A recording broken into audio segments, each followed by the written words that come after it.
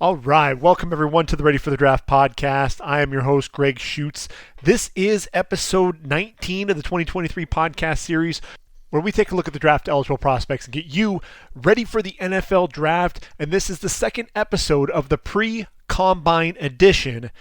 And last podcast, we talked about the defensive linemen, because if you haven't noticed already, on March the 2nd, this coming Thursday, they've kind of flipped the script a little bit. We used to see the running backs and the offensive linemen take the field first before the quarterbacks would hit on Friday. I think what they're really doing is turning it on its head a little bit. We're going to get the defensive linemen and the linebackers. So we're going to get to see Jalen Carter and Will Anderson on the first day of the combine really set the tone.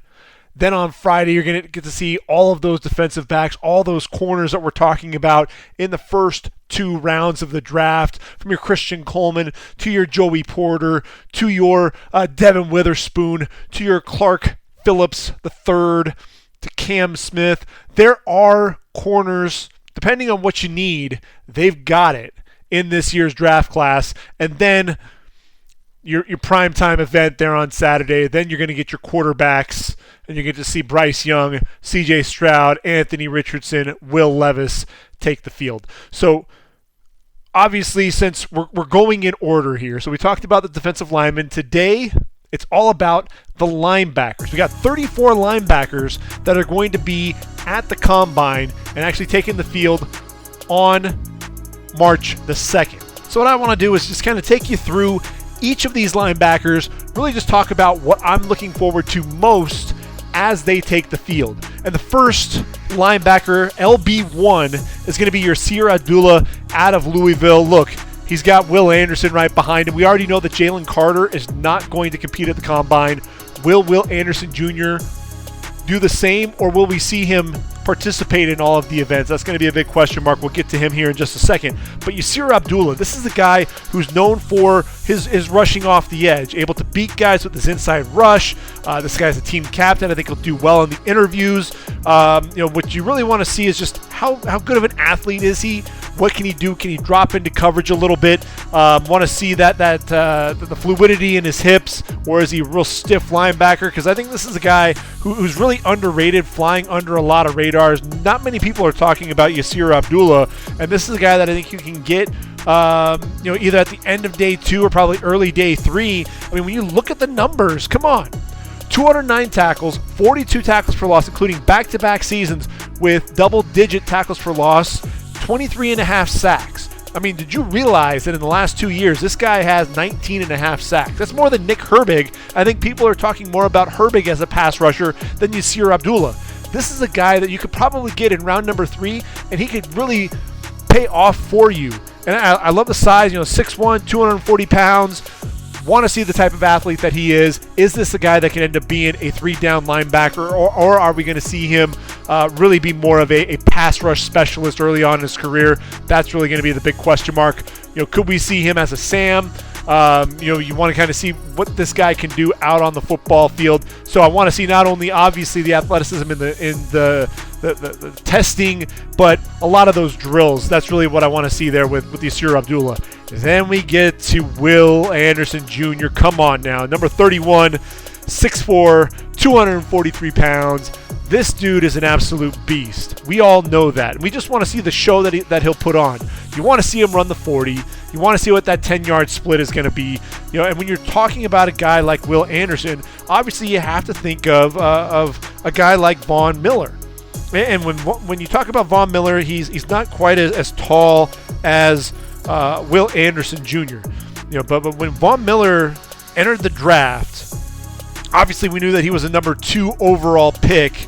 But when he entered, this was a guy with some crazy stats, right? 50 and a half tackles for loss, 33 sacks. I mean, you look at his numbers, 17 sacks in 2009, and then as a senior in 2010, 10 and a half sacks. A guy that just was all over the field, just dominant performance. But this dude goes out there and at actually 6'2" and 5'8", so it's he's right there, not too far, an inch shorter, 246 pounds, 33.5-inch arms, runs a 4.53 40 with a 1.62 split, and then runs a 4.49 at his pro day. you love Von Miller shows up, he competes, and that's one of the things that you absolutely love about Von Miller when he shows up there. He ran the number 2 40-yard dash. He was 3rd in the vertical jump, 1st in the broad jump. That vertical leap, 37 inches, just speaks to his explosiveness. And that's really what I think everybody is looking for with Will Anderson, is just how explosive is this guy going to be. And that's really one of the things that a lot of people are looking for. This dude finished 5th in the Heisman in 2021. 101 tackles, 31 going for loss, 17.5 sacks, and then 10 sacks as a junior. Just think about, those sound like similar numbers to what we saw with Von Miller, right? 58.5 tackles for loss, 34.5 sacks, 204 tackles in just 3 seasons. So, and the thing with it was, his junior season, a lot of people want to say that there was a step down. But really what you saw with Will Anderson was he was being asked to do a lot more than really just getting after the quarterback, right? He was putting his hand in the dirt. You saw him drop into coverage a little bit. And so it wasn't always just coming off the edge. But Will Anderson, I'm hopeful that we get to see him there at the combine, even go through the drills. People talk about him not being bendy enough. And you do see that sometimes, a little bit of stiffness in the hips.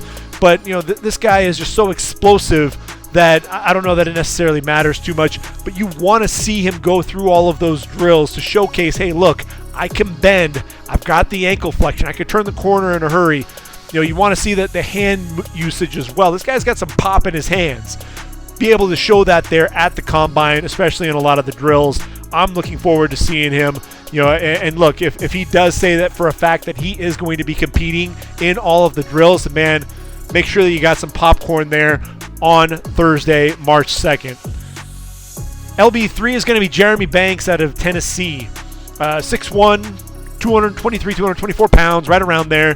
This dude was a will and all speed all the time. That's really what I have here. This guy's an ultra-aggressive linebacker, a guy who flies around to the football. He's at his best when he's in space. He's really almost a designated blitzer. This was a dude who just seemed to time his blitzes really well, would shoot gaps, get into the backfield, and just be very disruptive. But with being an aggressive linebacker, you also are susceptible to a lot of mistakes. A lot of just running, he'd run into traffic, flowing one direction, and he's trying to go the opposite direction. Really trying to play a little bit too fast at times. Needs to slow down a little bit. I think it'll be interesting with some of the interviews with teams, kind of talking to him and kind of breaking some of these plays down, because he just needs to harness that a little bit more. But what I love is when you get him out in space, he, especially against the run, you'll see him dip inside blocks, beat those guys, and get into the backfield and run down the running backs. This guy was a converted running back himself, so I think playing the run, he understands that. Like I said, with the blitzing, he'll blitz from depth. He'll get skinny through holes. Problem is once they lock onto him, they're not letting go, and he really struggles to get off those blocks. It's kind of hard to deconstruct when you're giving up 100+ pounds, potentially. So I'll be curious to see what Jeremy Banks weighs in at. If we're talking about a guy who's put on, a good 13, 14 pounds. I saw that Zay Flowers, Bleacher Report put out where Zay Flowers has put on 13 pounds of muscle in advance of the combine. So if Banks is doing something like that, you put another 13 pounds on that frame, you're talking about getting close to 240 pounds. If he can still be his explosive self, then you start thinking maybe this is a guy that can hold up a little bit better against the run. Otherwise, he's really just kind of a guy that you're going to have to kind of play out in space, allow him to make plays, keep him clean. That's really going to be the biggest thing to allow him to take advantage of the speed. Micah Baskerville, 6 foot, 221 pounds. This is a guy that I think has really good feet. He's very quick, gets engulfed a lot. This is a guy, look, he was consistent back-to-back years with 80+ tackles, but he's a guy that I think needs to show up at the combine. Really needs a wow moment. If he really wants to be drafted anywhere higher than, really what you're talking about is late in the draft, 6th, 7th round, possibly even as a priority free agent. I think, this is a guy who really lacked a lot of the splash plays. He was consistent, but he wasn't a guy that you look at and say, okay, we need to know where 23 is on the field on every given down. Obviously, you had the Harold Perkins, you had B.J. Ojulari, so it wasn't necessarily his role on the team. He's got to separate himself in some way, and I think at the combine, hopefully, he can put together some good drills, put together some good times, some good testing numbers. But I worry with Micah Baskerville. I just don't know if he's going to get drafted. Jack Campbell, big number 31 there for Iowa, 6'5", 243, 2022 Butkus Award winner, a dude who just makes plays. He's a football player, and I mean when you look at him, I think the first thing that everyone says is, well, he's too slow. He's 6'5", 243. The dude can't be that great of an athlete. But what's crazy is he actually, in 2020 at Cincinnati, he was a tight end at one point, and then ultimately was playing linebacker. So this is a guy who actually has better movement skills than I think people give him credit for. In 2021, 140 tackles. Follows that up with 125 in 2022. 12.5 tackles for loss. He has 5 interceptions, 10 pass breakups. This is a dude that can drop into coverage. And I think really the biggest thing for Jack Campbell to solidify his status as a top 60 player in this draft is really just showing off that athleticism, showing what he can do, show the fluid hips in the drills, show that this guy, look, he looks really quick shooting downhill. So those 40 times should be reflected in that. But you also want to see him with the lateral quickness in the drills. You can see that. You can see the back pedal. You can see his ability to flip his hips and turn and run.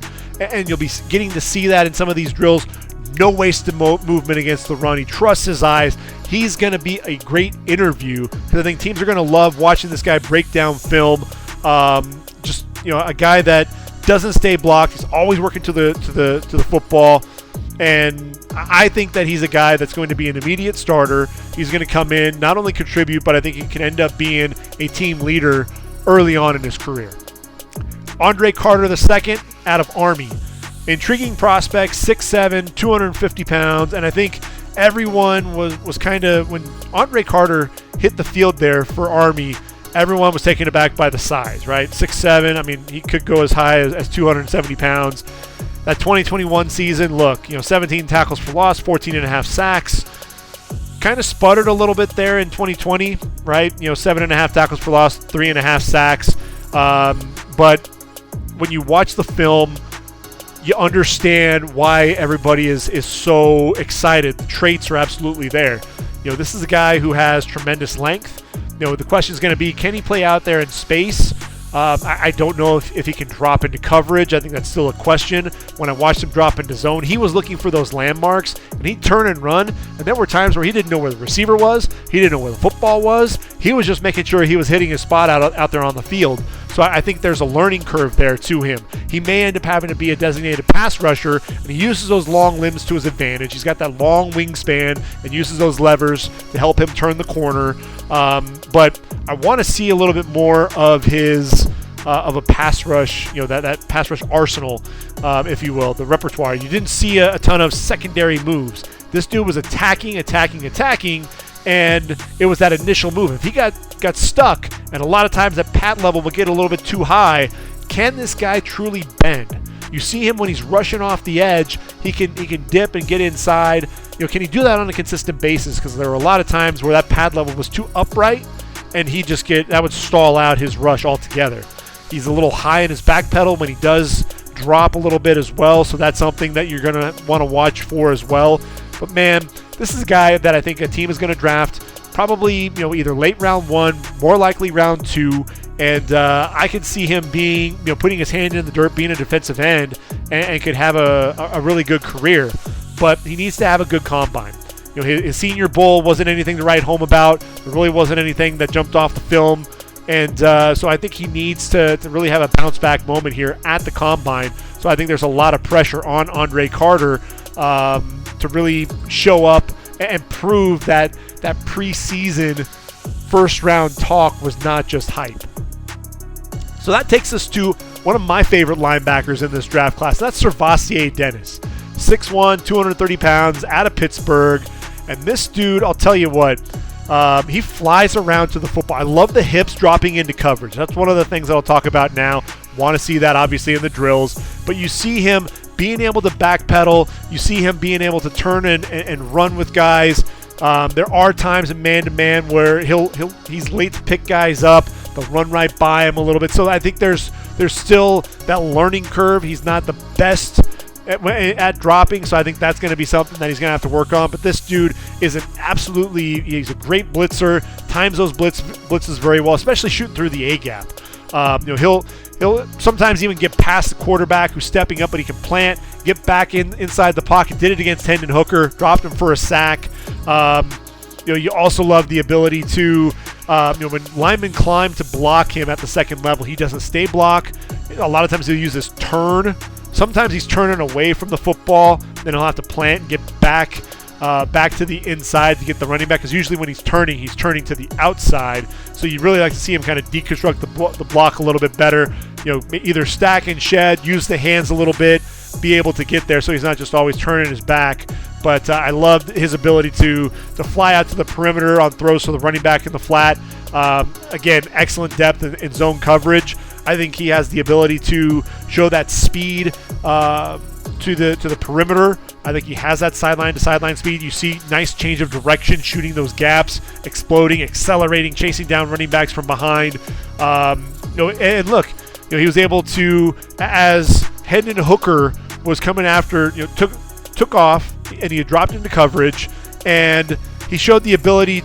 Hooker tries to juke him, didn't bite, was able to then drive on him and wrap him up. This is a guy who uses those feet, drives through the blocks, good pop. So really, with SirVocea Dennis, to me, I see a will backer in a 43 defense, and a guy that I think could end up being a starter. I think he'd be a 3-down linebacker. The biggest thing is just that coverage. Want to be able to understand. I think he has the athleticism to be able to do that, but really understanding, the man-to-man and some of the nuances of the role are really the biggest thing. But just showcasing the athleticism, that's really the biggest thing for me with him, because he does a lot of things. There are a lot of things in his tool belt, and if he can walk away from the combine with some good testing numbers and some good work in the drills, then I think that'll definitely pay off for him. I've got him as a 3rd-round pick. I'd love to see him solidify that status and then go to a team maybe like the Jets. Jets could potentially be looking for a new will. I think that'd be a great fit for SirVocea Dennis. Moving on, we're going to go to Jalen Graham out of Purdue, 6'3", 220 pounds. First couple of years there with the Boilermakers was a safety, moved to linebacker. At that linebacker position, just under 120 tackles, 9 tackles for loss, 2 sacks, also with 3 interceptions and 12 pass breakups. I think the biggest thing for me with him is he's likely going to end up being a safety at the next level, probably that rover position. And what you want to see is just the athleticism. How stiff is he in the hips, dropping into coverage? You want to see some of those cover drills. What do those hips look like? Because if he's really stiff, that's going to limit his ability to play on the back end of the defense. I don't think he's big enough to hold up as an every down linebacker. And this guy doesn't really showcase a ton of ability getting after the quarterback. I think he can make some plays behind the line of scrimmage, play in the box a little bit. But ultimately, I think that rover spot is ultimately going to be Jalen Graham's spot. But if he wants to get himself drafted, he's going to have to show that he can play in coverage, be a smooth athlete on the back end. Otherwise, I think he'll struggle to ultimately hear his name called there at the draft, and he'll struggle to make an NFL roster. Which leads us to Derek Hall, a guy who's definitely going to hear his name called. The question is just going to be how high is he going to come off the board in the draft. He's one of those late round 1, early round 2 guys that I mentioned in the last podcast. Want to see him try to separate from some of these other guys. Look, if the defensive linemen are coming and taking the field first, then guys like Felix Anadike, Uzoma, guys like Isaiah Foskey are going to be taking the field. And those are guys that I think he could potentially be competing against for one of those spots, right? Keon White's another one. Lucas Van Ness, not as much because it's kind of a different body type. But I'm really looking forward to seeing what Derek Hall is going to bring to the table. This is a dude who is really strong, setting a really strong edge on the outside. Does a great job using his hands, the strength to really hold that outside. Look, he had 3 sacks against Bama in 2021. A guy, who, when he lines up wide, loves to use that long arm to drive guys back into the backfield a lot of times. A lot of tricks up his sleeve with his hands. You're going to see some nice chops, some nice rips, a couple of arm overs to go along with that long arm that he likes to use. Really a physical player. I think that's one of the things that you see.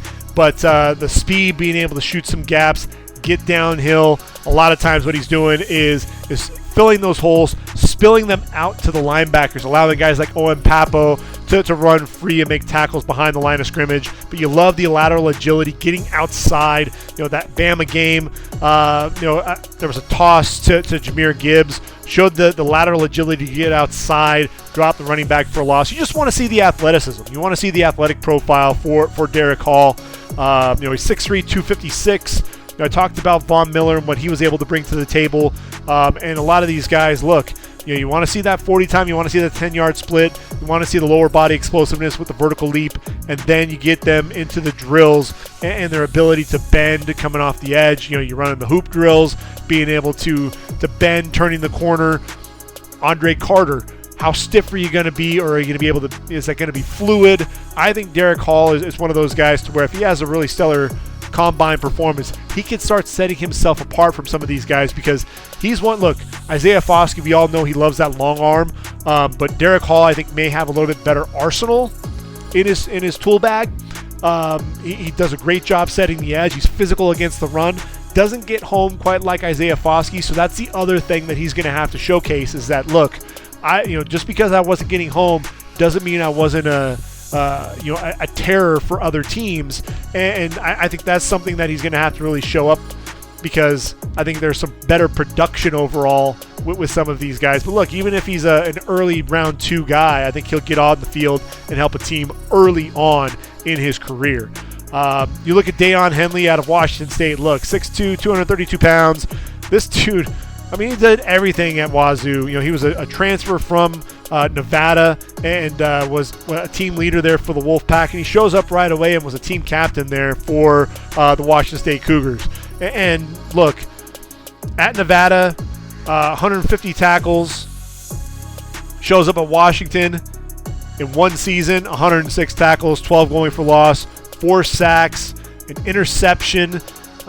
Look, you have 4 interceptions in 2021 in the Mountain West Conference. Shows up to the Pac-12 and showed that he can, fly around and make plays at that level.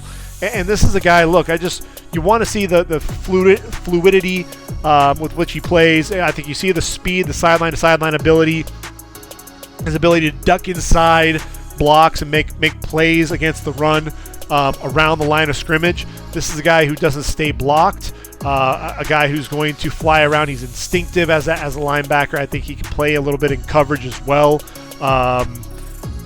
I think there's some concern about his ability to get off blocks, and so really what you want to see is the athlete that he is. How what is he showing up as? I think he was around 220 for much of his career.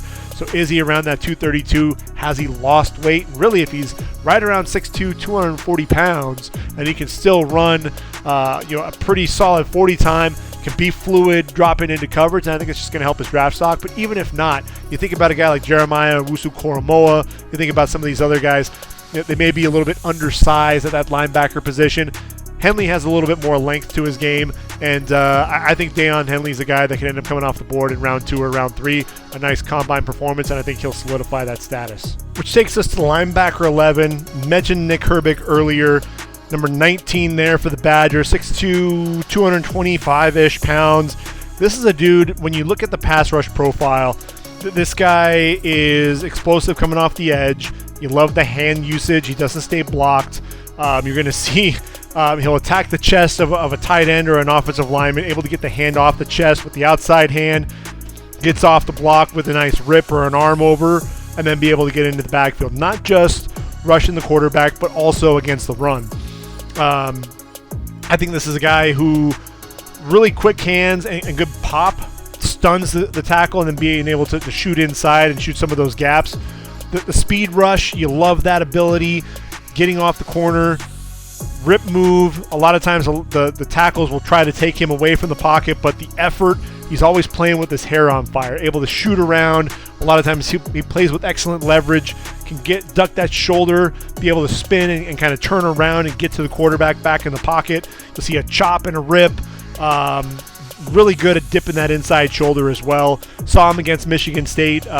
Keon Coleman, the receiver, went in motion and into the flat on the opposite side of the field. And Herbig, was playing on that side.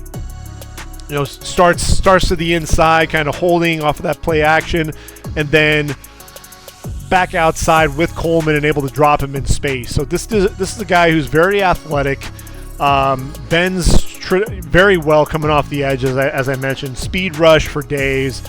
Struggles at times to come off some blocks, but he really works hard to get off those blocks. I think that's one of the things that's definitely impressive for he likes to attack those hands, chop, swipe, whatever you need to do to get off the blocks. That's something that I think definitely jumps off the film. I think the biggest question mark really is he's 6'2", 225 pounds. So where do you play him? Because he's an edge rusher, but he looks like he should be an off-ball linebacker. And there were downs where he played as an off-ball linebacker, and he dropped into coverage a little bit, into zone, but he doesn't really play man-to-man. So we really don't know what we're going to see out of him in man-to-man coverage. This is a guy who loves to get after the quarterback. So is he a Sam in a 43 defense? I think he's too small to really be a 34 outside linebacker at the next level, unless he's specifically a special teams guy and a situational pass rusher. It's really going to be interesting to see what teams do with Nick Herbig. I think this is a guy, because he's so explosive coming off the edge, because he does a great job bending, getting around the edge, getting to the quarterback.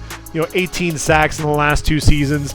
I mean, when you think about linebackers coming out of Wisconsin, they're very well coached, and they just have a knack for not only sticking on rosters but making plays. A lot of people expected Jack Sanborn to be a guy that would not find his way onto a roster, and you look at Chicago, where is he? He's a starting linebacker for the Bears.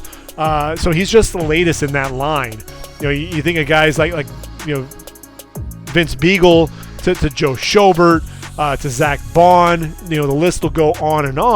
And I think, really when you look at Nick Herbig, Zach Bond coming out of Wisconsin wasn't the biggest guy. He was 6'3", so he had an inch on Nick, but 225 pounds, wound up a third-round pick, 74 overall, going to the Saints, ran a 4.65 40. So when you're looking at Nick at the combine, I think his explosiveness, he's probably right in that 4.6 range. And I think that third round, that's probably a fair assessment for him. It's you look at what Zach Bond has done since, and look, Bond, he's played in 3 seasons. He started 8 games and combined 58 tackles, 2 going for loss, and has yet to record a sack. Now, obviously, that's in a reserve role for the most part there with the Saints, and he's playing behind Caden Ellis at the Sam. Caden Ellis is a free agent. He may not be back. Zach Bond has an opportunity to be the starting Sam backer, and then we'll get to really see what he can do in 2023. And I'd be excited to see what he can do, because I think Zach Bond has a really good potential. The thing with it is there's a learning curve, and I think he's still trying to find his way there at that Sam backer. So a team looking at Nick Herbig, they may have some of the same reservations now, looking at him and saying, all right, well, we see what Zach Bond, he looks like almost a carbon copy Wisconsin linebacker, and what do we do with him? Ultimately, is he going to be a Sam? Are we willing to put in the work with him, get him used to that position, and ultimately, the year 3, year 4 is really where we kind of see him start to break out. I think the combine performance, though, is going to go a long way towards really seeing what we've got in Nick Herbig. Shaka Hayward out of Duke. This is a guy, look, he showed up at Duke as a skinny kid, 215 pounds. Now he's 6'3", 240 pounds. team captain, speed rusher coming off the edge. You see the instincts. Really, I think this is a time for Shaka Hayward to really show people who he is. I think a lot of people forget about him. There are a lot of other athletic edge rushers in this draft class, and I think he needs to showcase really the type of player that he is. I think he's a guy that he's a volume tackler, nearly 340 tackles in his career, 31.5 going for loss, 11.5 sacks, 4 interceptions, 7 pass breakups. He's got a lot of game and a lot of tools, and I think this is a place for him to really showcase that athleticism. You want to see what that 40 time is going to be. You want to see some of the fluidity dropping into coverage. This is a guy who can make plays in the passing game. He makes a lot of plays behind the line of scrimmage. He can get after the quarterback a little bit.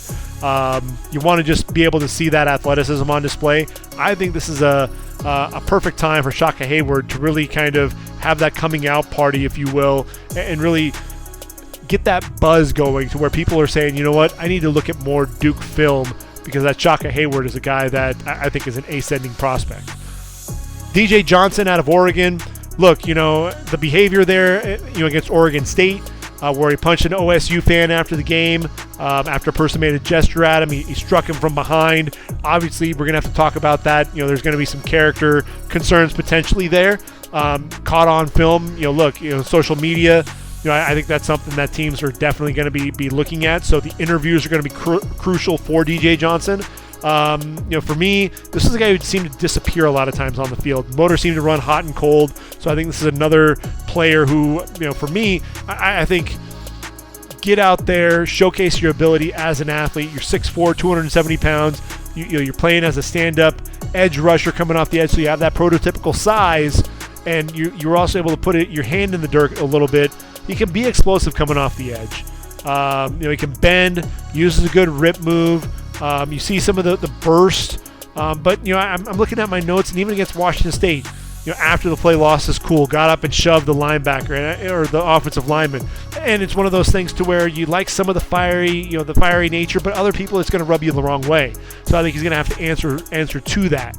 But for me, when I watched DJ Johnson, there were just a lot of times where number 2 just kind of disappeared, and I think he's really going to have to answer to that. And I think because of the athletic profile, because of the traits, he's going to get himself drafted on day 3. But I think it's something to where he's really going to have to show that he belongs at the next level. Andre Jones, they're out of Louisiana, 6'5", 258 pounds. I look at Andre Jones, and I don't know why, but I think Alex Wright out of UAB, 6'7", 270, the third-round pick, number 78 overall. And Alex Wright, look, he was unable to compete at the combine, had a pec injury, 34-inch arms, so really long arms, and Andre Jones is another guy who's a long-limbed linebacker. And when I look at Alex Wright, 91 tackles in his career, 19 going for loss, 11.5 sacks, including 7.5 for loss and 6 sacks in his final season there with the Blazers. Raging Cajuns, Andre Jones, 6'5", 260-ish, 209 tackles, 30 going for loss, 10.5 sacks, and in 2022, 51 tackles, 8.5 going for loss, 7.5 sacks. So some of the stats mirror a little bit. Andre Jones obviously was a fifth-year senior there for the Cajuns, and I think this is a guy who has a lot of tools. And when you look at him, I think he has the ability to end up being a third-round pick. I think there are a lot of guys in this group that are really edge rushers. This draft is deep with edge rushers. You're going to come away with someone. And I think Andre Jones, third round might be a little rich. He's probably looking at more likely the fourth round. But what you really love about this guy is that motor. And it's one of those things to where you want to see what he can run in the 40. You want to see some of the athleticism. You want to see how he stacks up against some of these guys. But I just see that comparison, the length and everything. Especially if Andre Jones shows up around 270 pounds like Alex Wright did. Especially if he can move. There at the combine, then I think he's a guy that could definitely improve his draft stock. Iku Leota out of Auburn. Look, the guy that from Northwestern.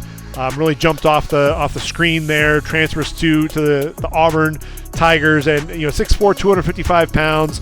After 2021 season where he had 10 tackles for loss and 7 sacks, had a season-ending arm injury in October against LSU, just 2 sacks, 17 tackles, kind of an underwhelming Senior Bowl. This is a guy who has a ton of effort, a guy who's pretty strong at the point of attack as well. You love the effort, though. He continues to chase guys all the way to the sideline. You're going to see him rush to the inside. You're going to see spin moves back to the outside. You see some slaps and arm overs, long arms as well. You just want to make sure that this is a guy from a medical standpoint that he's all the way back. I think he's another guy that really needs to have a stellar combine to really show everyone that he's back, that he's healthy, because I think he's one of those guys that people can forget about very easily because of the fact that he went down to injury and didn't really get a ton of action there for the Auburn Tigers.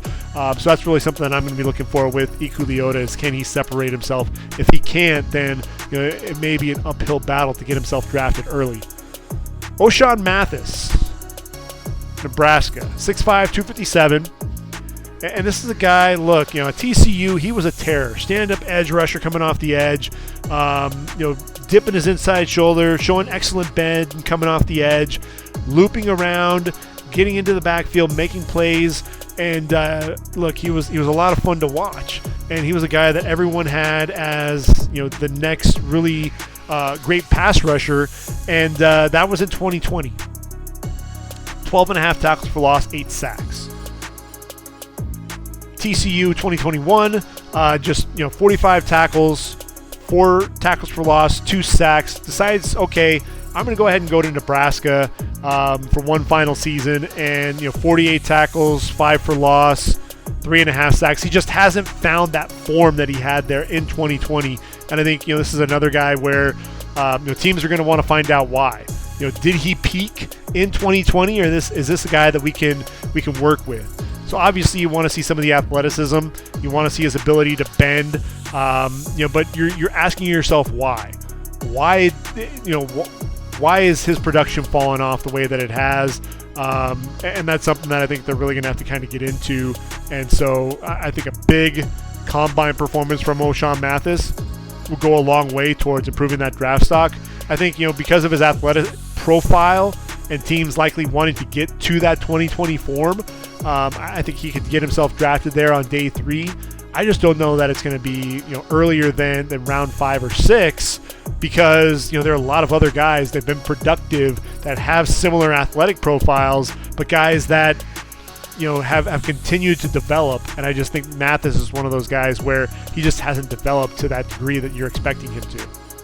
Ventrell Miller, big number 51 for Florida, 5'11", 228 pounds, obviously undersized. Offensive linemen are able to get their hands into him, and so that length sometimes will get him in trouble. But really a guy that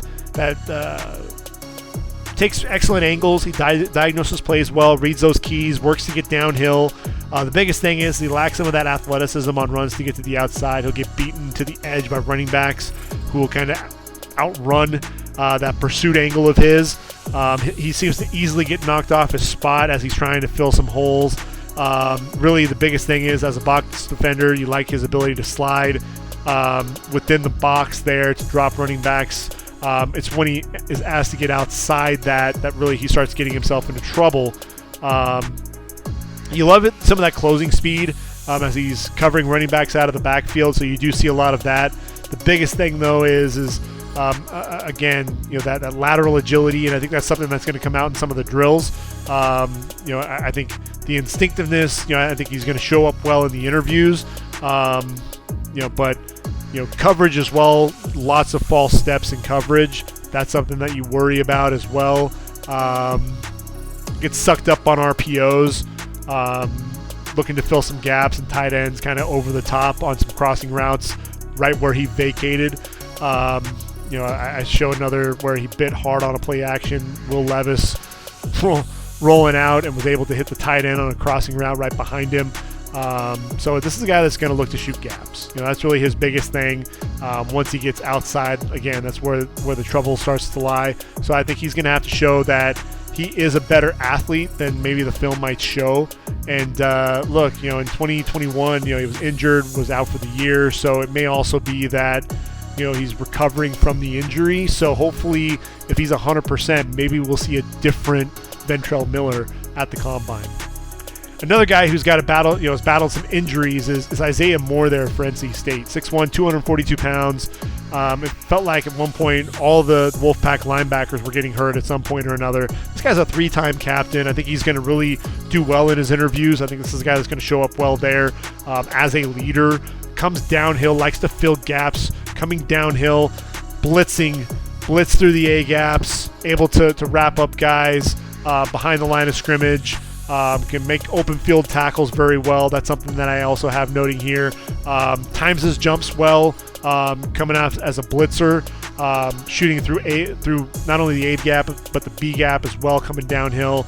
I mentioned that injury against Miami. It was when he tore that ACL and was confirmed out for the year.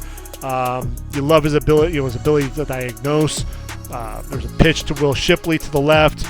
Able to beat that left guard to the outside, flying downhill. A lot of his movement is coming downhill.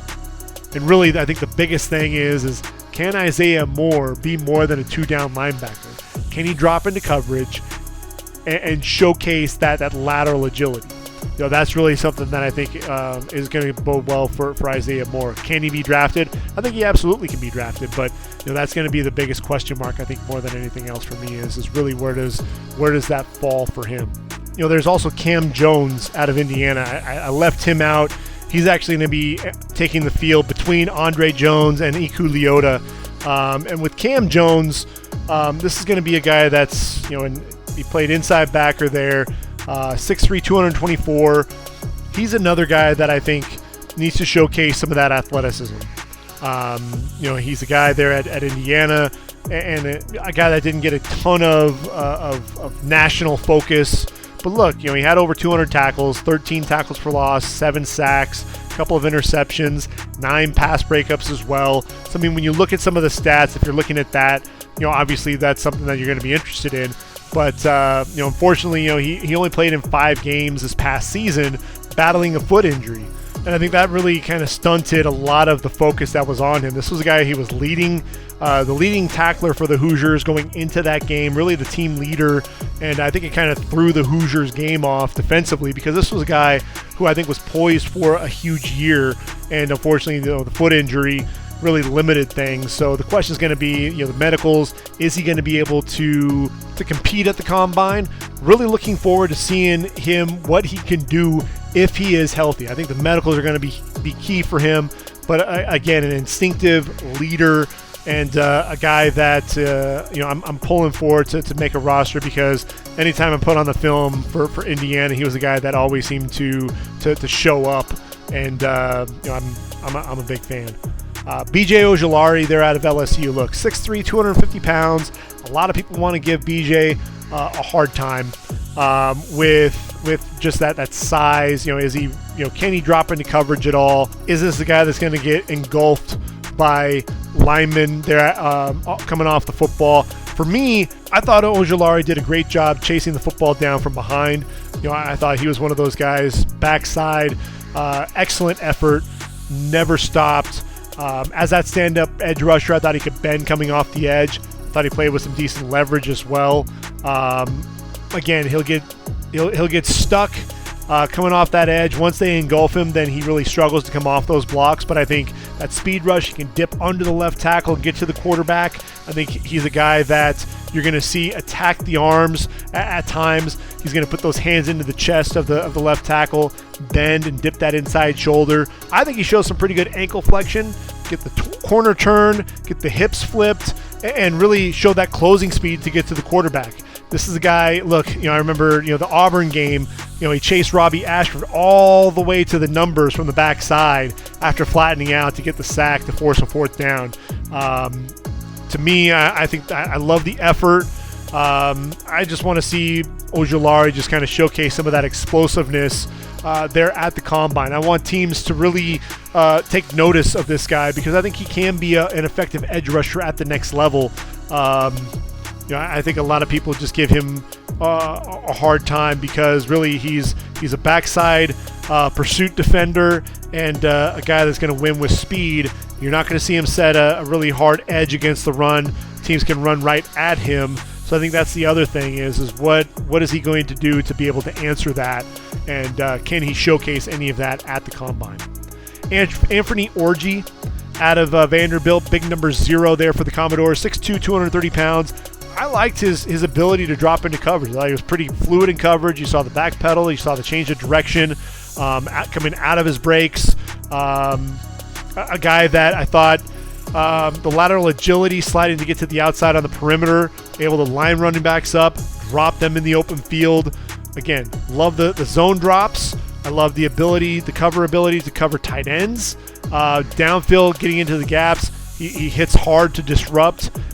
Takes on the pulling blocks, lowers that shoulder into the block, slips it, then able to drop that running back in the hole. Very active. A guy who was a leading tackler for the Commodores in 2021, and a guy that, I think the biggest thing is he can get easily thrown off his path, especially when he's trying to shoot gaps coming downhill. Doesn't always maintain gap integrity as well. But I think he's going to showcase some of that nice athleticism, because I think he is instinctive as a player, and I think he's a guy that can be a 3-down linebacker. So I think he'll be able to showcase some of that ability there at the Combine. DeMarvion Overshown, 6'2", 200, really is 215 pounds. What's he going to show up at? I think is really the biggest question. This is a guy that played all over the place for the Texas Longhorns. A safety, linebacker. I think he gets engulfed in the running game. He just struggled at times to get off blocks. He'd make the read, but he couldn't get off the block to make a play at times. But this is a guy, I think, you allow him to play in space. You allow him to blitz coming off the edge. I think that's something that you see. He does a great job getting into coverage. This is a guy that can also, on a punt block, can get to the punter and block a punt. I think that athleticism, again, is something that definitely jumps off the film. They played Texas Tech. He's going in coverage against the 6'9" tight end Mason Tharp.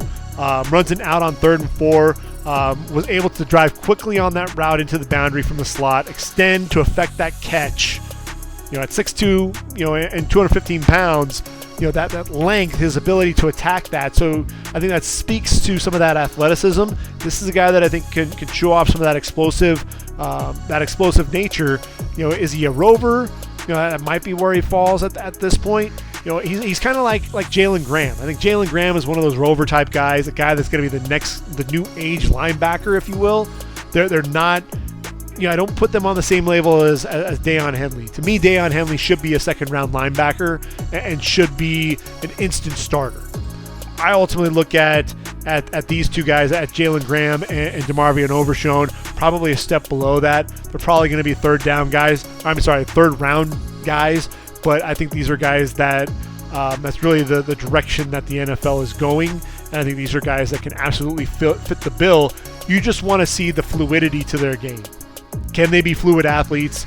And if they can showcase that at the Combine, not have teams questioning themselves, they trust what they see on tape, they look to be fluid athletes on tape, are they going to prove that at the Combine? If so, then I think Jalen Graham and DeMarvion Overshown, they could end up being third round picks. If they look stiff, then that comes into question. Where do we play these guys? Because they're not big enough to be true linebackers. They're not really fluid enough as an athlete to be a safety. So where do they play? Your options are limited. They become day 3 guys, and depending on where they're at on their draft board, they could fall to the late day 3. So I think these are a couple of guys that I'm really looking forward to seeing in the drills, and want to just see how fluid of an athlete they are. Ivan Pace Jr. Look, 6 foot, 235 pounds, out of Cincinnati. This is a guy that transferred from Miami of Ohio to play with his brother Deshaun Pace. And look, this guy just flew around to the football. I think that's one of the things that you see. Speed is his game. He's undersized. A lot of times he struggles to get off blocks because it lacks overall length. He may not even be 6 foot. He may actually be under 6 foot. But look, this guy, the range is absolutely there. This guy just racks up tackles, 22 tackles for loss. which is second in the FBS. A 2022 AAC Defensive Player of the Year, unanimous All-American.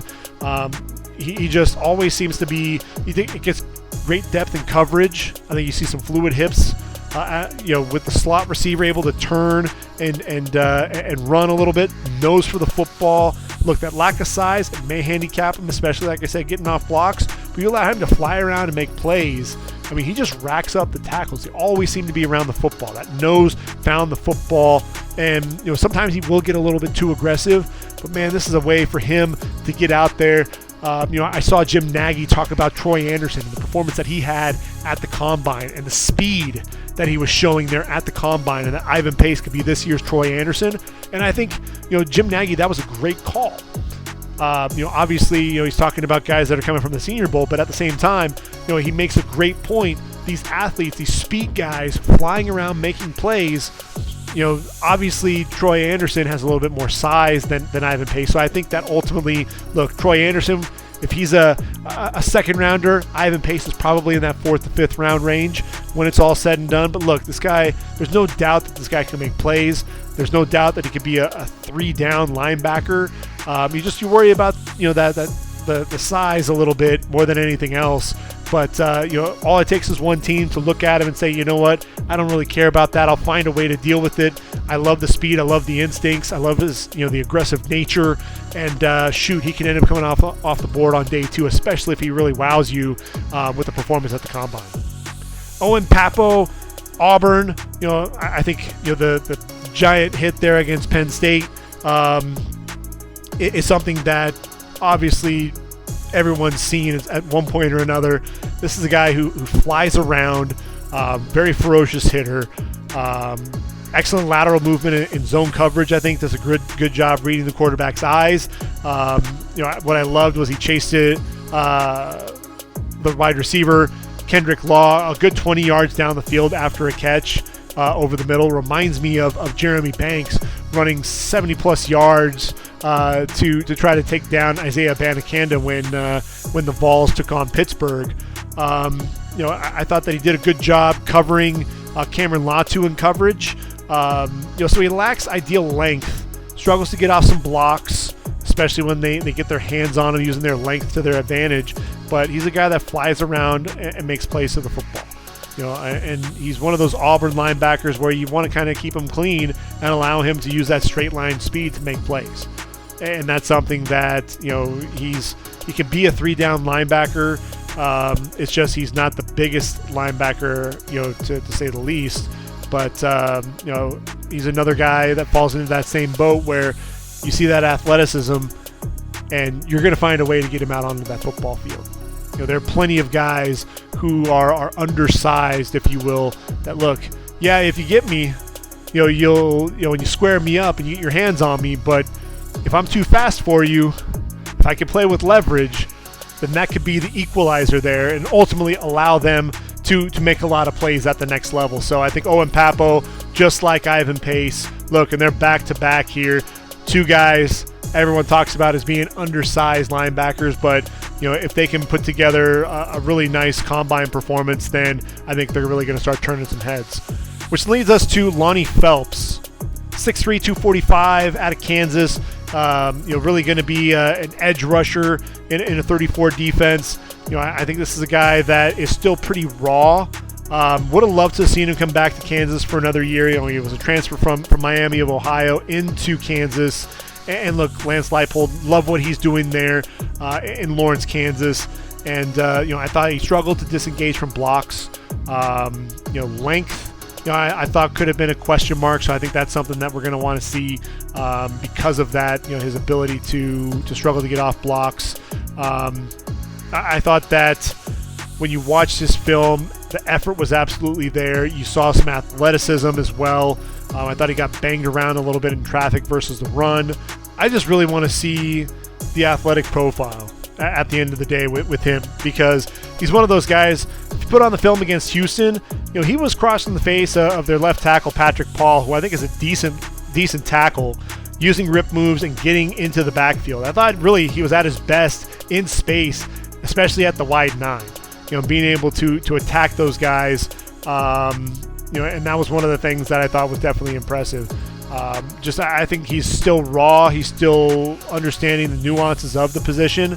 I thought there was some stiffness, especially in that TCU game when he was working on Brandon Coleman. I saw some stiffness, turning the corner a little bit, some of the change of direction as well. So I think that's something that I definitely want to see in his game is there fluidity, especially as he's turning the corner, or are we going to see some of that stiffness? That'll take me to Drew Sanders, 6'3", 242 pounds there out of Arkansas.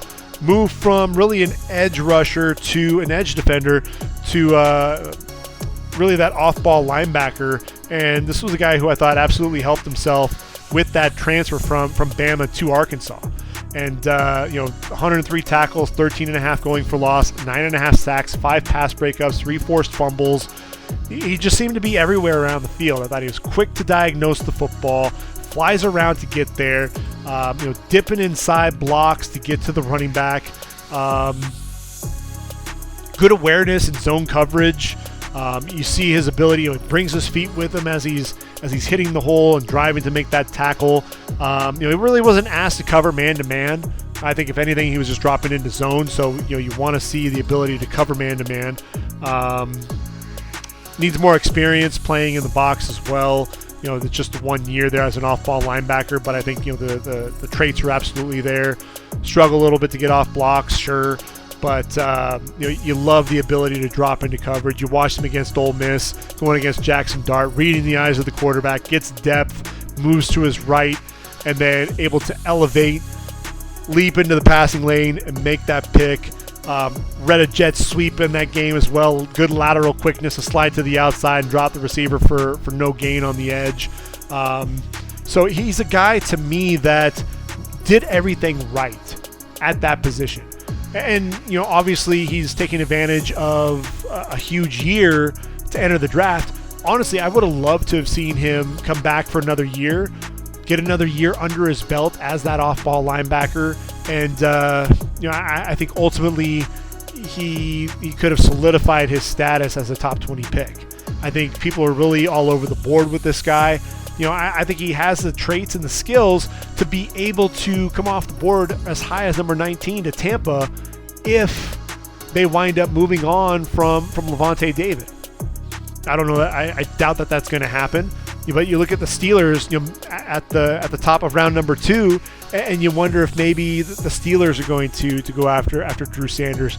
Honestly, I look at the Bills, and depending on what happens with Tremaine Edmonds, if they don't re-sign him, if ultimately they're looking for another linebacker, I look at the way that he worked with Bumper Poole there at Arkansas. I could see him doing in a similar fashion with Matt Milano. And so I really don't see Drew Sanders getting out of round number 1. I think there are a lot of people that are giving him a hard time with the way that he's been playing, but I think he flies around, always seems to be around the football, and I think he'll be a damn good football player at the next level when it's all said and done. I think this will be his opportunity to showcase that he is one of the better athletes in the draft at that linebacker spot. Noah Sewell, 6'3", 251, the junior out of Oregon. Look, I think he was destined to play in the NFL, especially with his brother Penei Sewell and what he was able to accomplish there with the Oregon Ducks. I thought 2021 was much better film than 2022. This is a guy that I thought he looked slow at times. And look, he's a guy that was on the Bruce Feldman's freaks list, doing a little bit of everything, right? In the weight room. This is a guy who could very well come out here and put on a show at the combine. I think Feldman said that he had a 425 bench, a 655 sumo deadlift, and a 345 power clean. So, I mean, the strength is absolutely there in the weight room, but I still think he looked slow at times. Really the tape in 2021, he looked a lot faster. So I don't know if it's necessarily the athleticism or it was the adjustment to Dan Lanning and his style of defense. I thought I saw his ability to scrape over the top, get the lateral agility was there. You saw him drop into zone coverage. You saw a nice change of direction, driving on the football. this year, like even against Georgia, did a great job, staying with the tight end Darnell Washington. I thought that there was some stiffness when he was trying to rush the quarterback coming off the edge. And so that's really going to be the big question. What type of athlete are we going to be seeing at the combine? What's he going to weigh in at? I think that's another question that we want to see. Can he carry the weight well? He's one of those guys to where, are we going to see that 2021 form where he was flying around and making plays, and then really that athleticism was there? I don't know. To me, when I watched that 2022 film, you wonder if maybe it was in his head with Lanning's defense, and that he was processing and he was slow to react, or if it truly was that lack of overall athleticism. That to me was something that kind of stood out, and I'm really curious to see what we're going to get at the combine. I think Noah Sewell needs to have a really good combine to solidify his status as a top 100 guy. I don't know that he's there right now. I think he's a guy that we could probably see fall to day 3 when it's all said and done. He can't just rely on that name. Really splashed and really made a statement early on in his career. And I think that's kind of it's the same thing. Did he peak too soon? Or is he a guy that ultimately it was just a new defense? He was struggling there. We'll talk about Trenton Simpson in a minute, and it's kind of the same situation. Where Trenton Simpson was kind of playing out of position. So I think that's really going to be one of the question marks, at least be able to check off the box and say, nope, he's the athlete that he was. Maybe that goes back to that defense, and then understanding really in a lot of the interviews, put him on the board, let him talk through things, and see what you have there. Speaking of Trenton Simpson, big number 22 there, 6'3", 225. This is a guy that played a little bit of everywhere. Safety, to an off-ball linebacker, an edge rusher, a guy that was going to pressure. Brent Venables had this guy playing just with the ferocity, right? I mean, he was the will. He was an edge rusher. He that safety position, deep safety. I enjoyed his 2021 film much more than 2022. I think when you're looking at him in 2022, this was a guy that was being asked to do a lot more of playing in the box, and I thought he struggled at times, getting off blocks.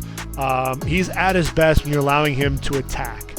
When he's active, when you allow him to play in space, you allow him to come downhill, you're allowing him to cover out on the outside. And I think really he was asked to do a lot of different things in 2022. So really, I don't think that there's anything here that is a negative per se. I just think that 2021 form, he made a lot more plays behind the line of scrimmage. More of a sack artist there. That was something that I thought was a lot of fun to watch. Was him really getting after the quarterback, being able to then drop into coverage as well, make plays on the football. I thought you saw that even, Florida State game as an example this year. Very athletic, picking up tight ends in the passing game, picking up guys in the slot. You loved his ability to give chase and get after Jordan Travis. I thought there were times where he was unable to bring guys down in the open field as well. Trying to shoot gaps, struggle to deconstruct some of those blocks. So I think this is a guy that really needs to kind of play in space, and it kind of depends on where he goes. What type of player are you really looking for? I think the Steelers could potentially use him to replace a guy like Devin Bush, because you allow him to play in space, you allow him to roam around, fly to the football, drop into coverage a little bit, blitz the quarterback. I think Trenton Simpson, it could be that guy. You just have to make sure that you have the right scheme to fit his skill set. He's kind of that jack of all trades guy. I think you think about Isaiah Simmons when he came out of Clemson, and Simmons came off the board as a top 10 pick. Everyone was expecting him to be a playmaker right away, and really it was trying to find the right fit. How can we maximize this guy's skill set? And it took some time to really get him into a groove. And I think that could potentially be the same situation with Trenton Simpson. But if you can get back to where he was under Brent Venables, I think you could definitely have something at the next level. Noah Taylor, 6'5", 225. They're out of North Carolina. This was a guy, look, at Virginia, he was a solid performer for 3 seasons. There with the Cavaliers, transfers to UNC for his final season, plays in 8 games, and ultimately has a knee injury end of October that ended his season. So I haven't seen anything. I'm assuming that he won't be competing because of the knee injury, but he'll be there for the interviews. I think that that's going to go a long way towards his draftability. I think he's going to have to show up really well, in the game film and everything. He's a bit of a forgotten man, so I'm glad that he is still going to the combine, so that even if he is not out there on the field, that he can still make an impact as he's talking to teams, talk to the coaches, and really do a great job on the chalkboard, being able to talk X's and O's, and then show off that leadership ability as well. That's something that I think, look, he started off the year, he was actually their leading sack artist with 3.5 before ultimately that injury ended his season. And so it's unfortunate. He's one of those guys to me that I think was kind of a tweener with the draft. Could he be a late day 3 guy, potentially an undrafted free agent? I think the combine, being able to get in front of the teams, being able to have some of those conversations, I think that'll bode well for him. Charlie Thomas, Georgia Tech, 6'2", 207. Undersized linebacker, high motor guy, speed for days. A guy, look, he pursues the football from the backside really well. Blitzes from depth off the snap. Excellent closing speed to get to the quarterback. Lacks the power to stun and shed blocks, so you really need to keep him clean. He's another one of those guys. He's an undersized linebacker, a guy that really could end up playing that rover position. I think he looks pretty fluid as he's dropping into coverage a little bit. Again, he's effective as a blitzer. He drives downhill, getting the running backs, the change of direction in coverage coming down. Running back catches the ball out of the backfield. He's able to drop them in the open field. Good pop during the initial contact when tackling. Very violent type of hitter. Played as the sandbacker there for the Yellow Jackets, but ultimately I think he's going to be a rover at the next level. I think he can navigate blocks in tight spaces pretty well. But again, he can get engulfed. He's not a guy that's going to be a linebacker, a true linebacker in the sense of the word. Could he be like a Jeremiah Owusu-Koramoah, one of those hybrid type linebackers? Sure. And I think really the biggest thing that you want to see out of him is that obviously the speed on display. Be one of the fastest linebackers in this class, and ultimately, hopefully, that'll also translate to be one of the fastest safeties there at the combine as well, right? And if he's able to do that, able to show off that fluidity in his hips, he's a guy that we could be talking about, similar to DeMarvion Overshown and Jalen Graham. Deion Henley's in a different group, but I think Charlie Thomas is one of those guys. You put the film on, and he's a lot of fun to watch. And so the biggest thing that he's going to have to talk about is the missed tackles. 46 missed tackles, had 3 seasons with 10 plus missed tackles. That obviously is something that's not going to get it done at the next level, so he's going to have to definitely answer for that, and that's going to hurt his draft stock overall, because you want to have a sure tackler in the open field. I know that he can do it. I've seen it on the film, dropping guys in space, but doing it consistently, play in and play out, is really the biggest thing, so he's definitely going to have to answer that. Henry To'oto'o, number 10 there for Alabama, 6'2", 228 pounds. This guy he's quick to diagnose plays. He's intelligent. He can blitz the quarterback. Just really puts himself in a good position to make plays against the run. You see his ability to get after the quarterback, blitzing. I think he gets lost at times in coverage. That's really the biggest thing that I think he's going to have to prove is that he can drop in coverage, showcase that ability, to drop, do that in the drills, show off the athleticism as well. This is a guy that I think has that ability to play sideline to sideline. Can we see that with some of that performance there at the combine? What's the testing going to look like there as well? I think To'oto'o has a chance to be a second round pick. So it'll just be interesting to see, the type of athlete that shows up there at the combine. Tyrus Wheat. This is an interesting dude. He's 6'2", 265 pounds, and 129 tackles, 25.5 tackles for loss, 17 sacks, 3 interceptions, 5 pass breakups, 5 fumble recoveries as well. A guy that people really aren't talking about, but this is a dude who plays with excellent effort. His ability to stack and shed effectively using the long limbs that he has. He affects passing lanes and coverage. Can drive his man back. He doesn't always get off the block, but he has that ability to drive. Just need to keep that leg drive going and then being able to deconstruct the block a little bit better. But I think he sets a strong edge against the run. I think he's proven to be able to get after the quarterback. I think when you look at guys like Tyrus Wheat, you think about Yasir Abdullah. These are guys that are bigger linebackers, guys that can also get after the quarterback. So you want to see the type of athlete that Tyrus Wheat is. What's that 40 time going to be? What's that 10-yard split going to be? Do you see the lower body explosiveness with him? And then just how fluid is he turning the corner? Is he explosive? Do you see the bend, or is he a guy that's going to be a little bit stiffer to where he's going to be possibly more of a 2-down backer playing, setting the edge against the run? My guess is this is going to be a dude that's going to bend a little bit.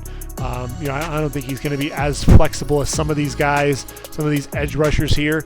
But I think he's going to surprise some people because he's got he play with at 265 pounds. He may come in 10 to 15 pounds lighter and really set the world on fire with the agility, because I think he can still make plays even at that 265 pound range. So it's going to be interesting to see what we get out of Tyrus Wheat.